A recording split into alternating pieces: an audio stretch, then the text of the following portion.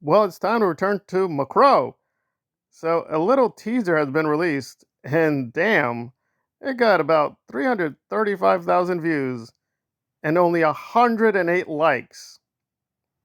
So, if you triple that and it had like a million views, it would literally get like maybe 330 likes. And the main trailer, which is incredible for this kind of film, has gotten over 6 million views, but the likes there are like over 100,000, which is pretty impressive because the vast majority of the comments are incredibly negative. It is hard to understate how much this thing is being met with hatred or indifference. I forgot about it. I mean, my Crow videos have gotten pretty decent views. And again, I do join the majority that this is really not touching the first one. I will be honest, I did have to go back, try to see a part of The Crow to see if it was as good as I remember. And I only managed to see a quarter of it. I want to finish it up. But god damn, even that quarter beats this by a mile. Were there problems? Yes. The original Crow does have a few flaws. Again, tragically, Brandon died. So you can definitely see many scenes are not finished. They have to really work around the death. It is still very weird and clunky, especially the stunts were like not that good. However, overall, much stronger. The main characters, the minor characters, they all had very distinct personalities.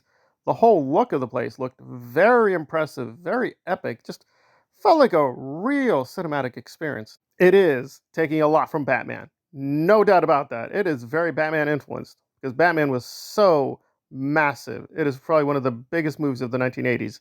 Even I forget, like, oh yeah, that's right, it's a 1980s film. And this one, it just feels like it has an identity crisis. A lot of people are joking that the new Crow, played by Bill, and again, usually Bill Skarsgård, nobody dislikes him. Everybody likes the guy. I have no issue with the guy. And again, although sometimes I think his performances are a little bit not as great, like with the Marquis, I early on did not like it, but more and more it's grown on me. So he is a very impressive actor. I think he's met his limit. I understand what they're trying to do, give a fresh look at the Crow and not just copy it. And that's fair and fine. They should be able to do their own thing. But their own thing just seems so tonally and visually radically different from the other movies, the sequels. And granted, I've only seen one sequel. I'm not a Crow fanatic, but that thing was horrible. And I've tried to look at the trailers for the other ones. They all look terrible. So the Crow universe is weird. It has one great film, and that is about it. So, yeah, granted, they don't have a lot of material to work with. It is based on a comic book, and I understand they're alluding to the comic, but still, it just feels like, what are they doing exactly? It just feels so generic. And the story now is keeping the basic structure, but they've changed so many minor details, it does feel like it's not the Crow. Many people are calling this the Pigeon. It just feels like it's taking from too many other films, like the Joker, even the MCU films. I mean, the bad CGI.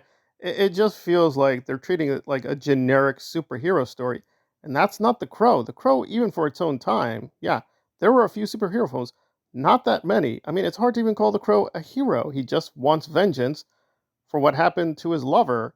So it's really hard to stylize the character. And I get they're trying to reach a larger audience, so they got to make him more sympathetic and more nice or whatever. But really, I don't think this is the right approach. That said, is there anything good I can say? I think the one thing I could say that was good, because almost everything was terrible. The makeup was terrible. The music was terrible.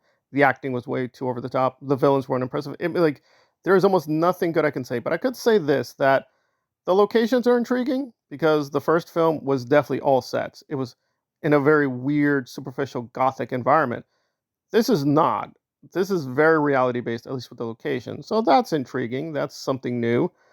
But again, even there, it's like, okay, right. You definitely have a real city. You shot a real city. Got it. Nice establishment shots. Once we get beyond that to the main story, the main characters, it is like, I guess the Crow will face machine gun fire and he's invincible, so that's not going to stop him. So it's just going to be 2 dreary hours waiting for him to fight the villain guy and, win, redeemed, and move on to the sequel. But given the negative reaction here, it'll be a miracle this makes any money at all. Any money at all. It will probably get some attention just because people are gonna show up to laugh at it. And listen, I like Trap. I was laughing at Trap a lot, but Trap had a style. This new Crow doesn't have a style, and insofar the style it has, it's so borrowed and so superficial and generic. It's like that's not much of a style, and it does not compare to Brandon. Sorry, it just doesn't. So it just feels like a failure on all fronts. But hey, some people are going to give it a chance, and I will try to be fair. But yeah, why? Why even try? I don't know.